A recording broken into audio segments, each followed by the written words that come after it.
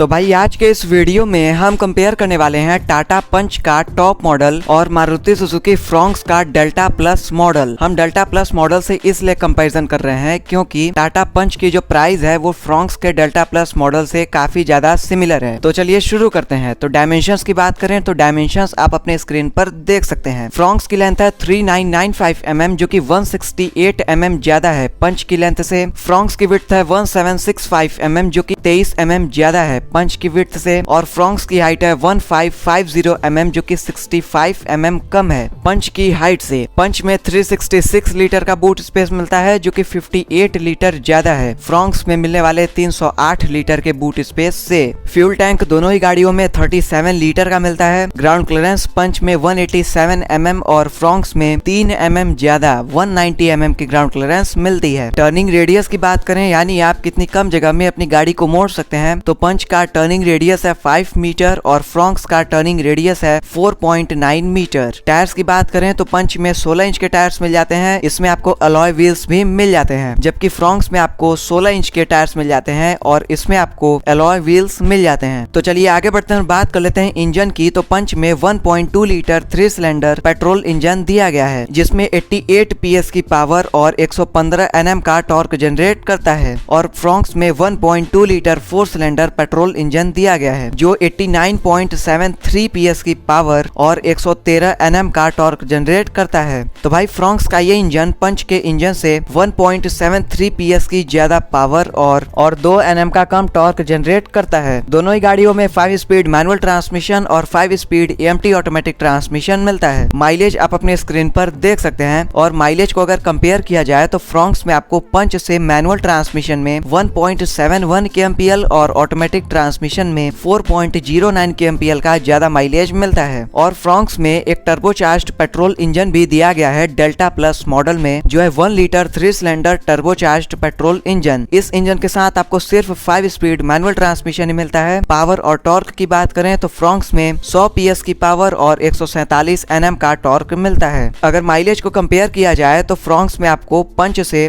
1.41 kmpl का ज्यादा mileage ही मिलता है। तो चाहे आप फ्रॉन्क्स का नेचुरली एस्पिरेटेड पेट्रोल इंजन खरीदें या टर्बोचार्ज्ड पेट्रोल इंजन खरीदें लेकिन फ्रॉन्क्स में आपको पंच से ज्यादा बेहतर माइलेज मिलता है। और अब बात कर लेते हैं उन फीचर्स की जो आपको फ्रॉन्क्स में मिल जाते हैं लेकिन पंच में नहीं मिल पाते। तो वो है LED हेडलैम्प्स फ्रॉन्क्स में मिलते हैं लेकिन पंच में हेलोजन हेडलैम्प्स दिए गए हैं। 60:40 split rear seats, 3 adjustable headrest Fronx में पीछे वाली सीट पर मिल जाते हैं लेकिन पंच में 2 एडजस्टेबल हेडरेस्ट दिए गए हैं। वायरलेस एंड्रॉइड ऑटो और एप्पल कारप्ले आपको फ्रॉन्क्स में मिलता है लेकिन पंच में आपको वायर्ड एंड्रॉइड ऑटो और एप्पल कारप्ले दिया गया है। बस ये फीचर्स हैं जो आपको फ्रॉन्क्स में ज्यादा मिल जाते हैं पंच के मुकाबले। और अब बात करें उन फीचर्स की जो आपको पंच में मिल जाते हैं लेकिन फ्रॉन्क्स में नहीं मिल पाते तो वो है rear wiper washer, leather wrapped steering wheel, cruise control, push button start stop, height adjustable driver seat, front arm rest. 6 speakers आपको पंच में मिलते हैं लेकिन फ्रॉन्क्स में 4 स्पीकर्स ही दिए गए हैं। Rear parking camera, front fog lamps with cornering function आपको पंच में मिलता है लेकिन फ्रॉन्क्स में फ्रंट फॉग लैंप्स तो मिलता ही नहीं है। सनरूफ,